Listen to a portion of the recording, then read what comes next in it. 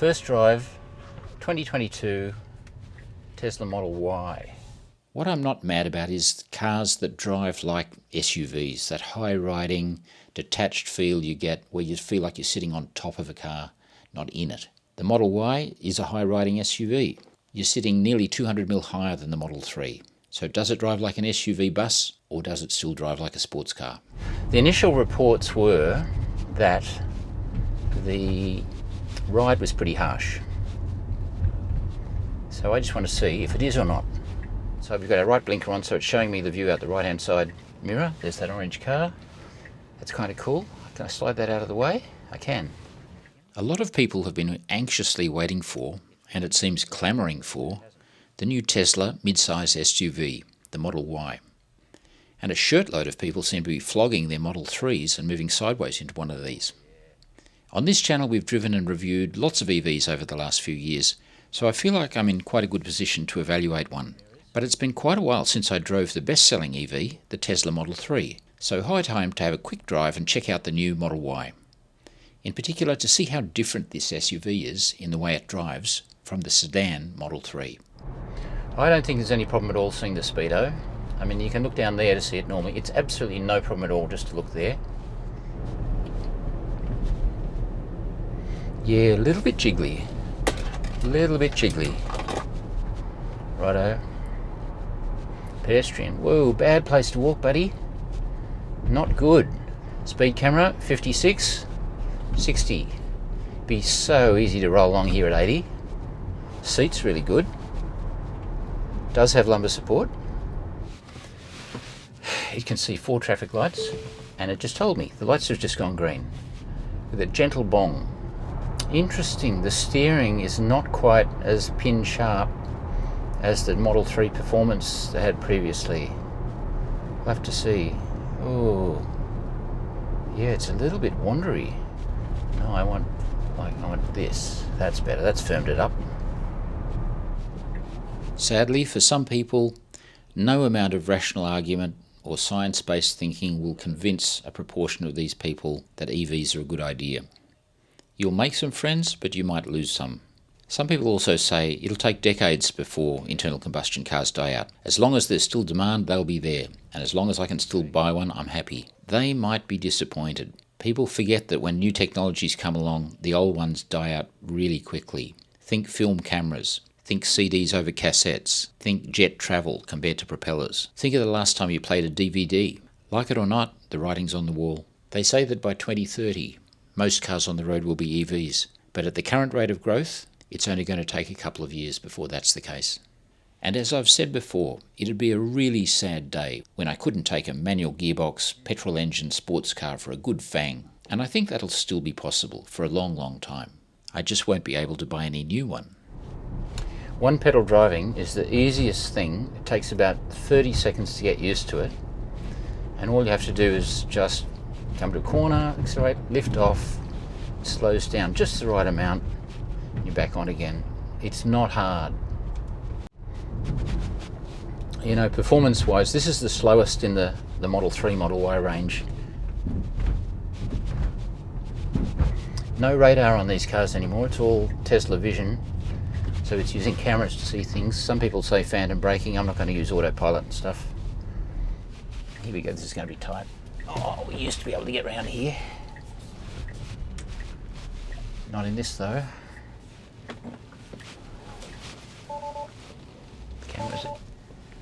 Cameras are good. That's excellent. Not hard.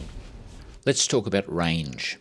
Any Tesla has excellent range, but this one has the shortest of them all, 455 kilometres WLTP.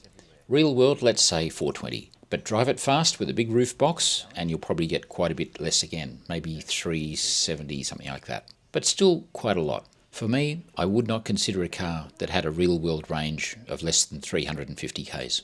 I do know people who can't charge at home, but don't drive very far on a daily basis, so they only need to visit a supercharger once a fortnight or so. Because one of our former Prime Ministers who died not so long ago, Bob Hawke, lives here, in this street. Yep, and there's our former Prime Minister's house right there. I think Blanche is living there now. Yeah, that's quite jiggly.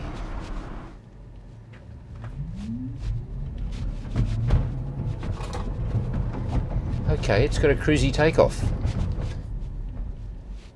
Standing start and quite a cruisy start. And there's the speed, 60 k's an hour. Yeah, this one's not set up for acceleration. I better pull over and check I'm not still in chill mode. By Tesla standards, that was lazy. And no, that wasn't in chill mode, that was standard mode. This is the first Tesla I've been in that doesn't feel like it's a traffic light Grand Prix car. Make no mistake, it's still brisk. Once you're underway, you can feel it feeding in more power. But it's cruisy off the mark. So basically, if you want to adjust the mirrors, you've got to go here, and then you adjust it here, left mirror, right mirror. You get used to that, I guess. Close that.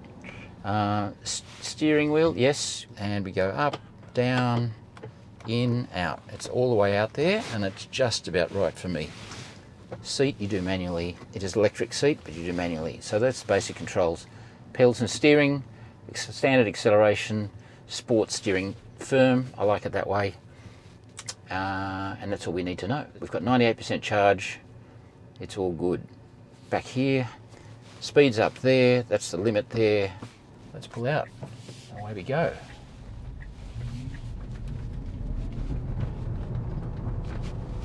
Yeah, it's brisk. But it's not brisk enough for me. I'm surprised. It does drive quite differently from a Model 3. More like an SUV. I felt I was sitting on the car, not in the car. A little detached, insulated, not quite as involving as the sedan. The steering is still precise, but I just didn't feel the same sense of connection to the road.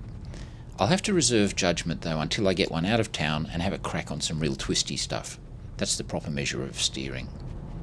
Still getting used to the steering. I'm not quite convinced on it yet.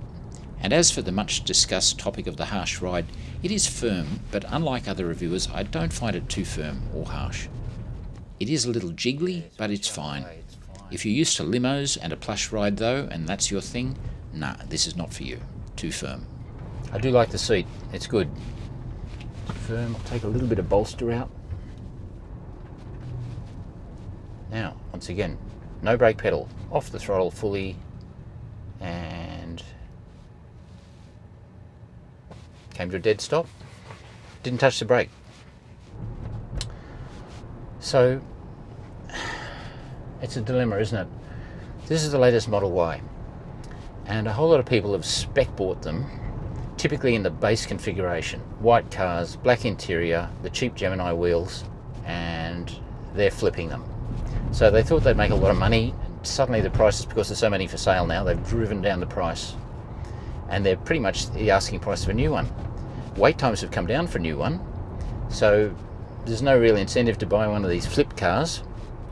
And as well as they've got all the people that had Model 3s that have now, for whatever reason, upgraded to a Model Y, and they've got their Model 3s on the market. So you've never seen so many Model 3s and Model Ys with very low mileage on the market at one time. So suddenly it seems to be changing from a seller's market to a buyer's market. If you're really anxious to get one in a hurry, there's no dealership model, the new car warranty isn't affected, Tesla doesn't really care, so maybe there's no big disadvantage to buying a flipper.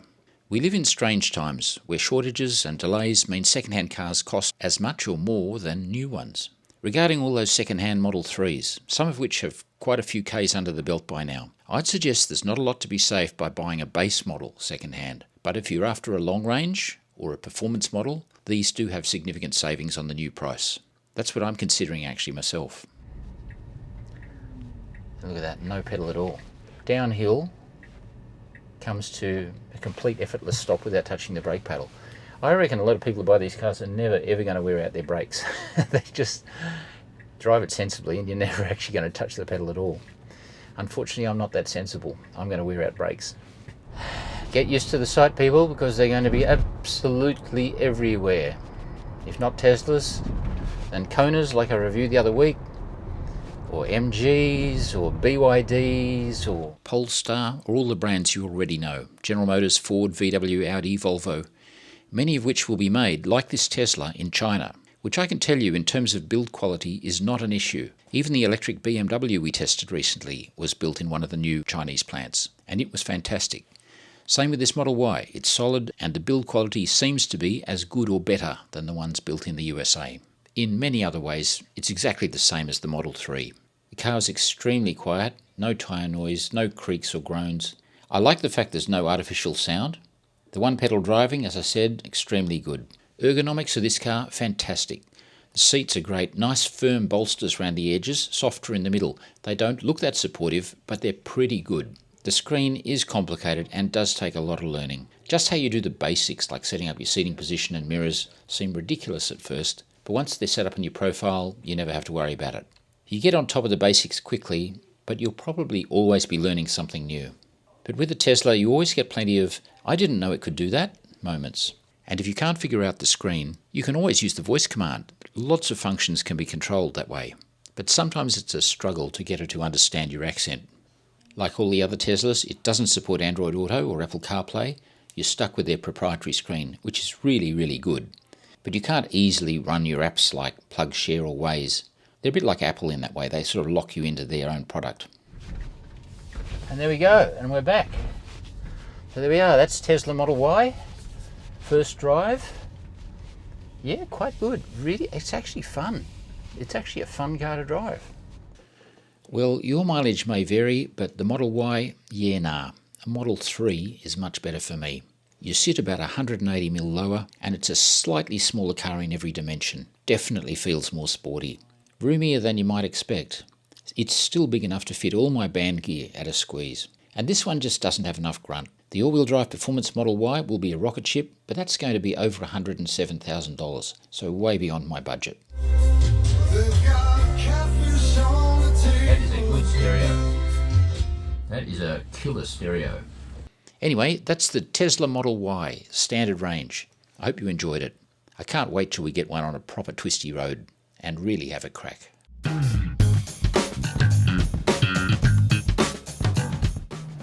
Oh hey, you made it right through to the end of the video. Congratulations. Thank you for watching. If you like what you see, please share it with your motoring friends. And above all, click the little subscribe thing down here so you can see the latest videos when we bring them out, hopefully each week. I look forward to seeing you soon.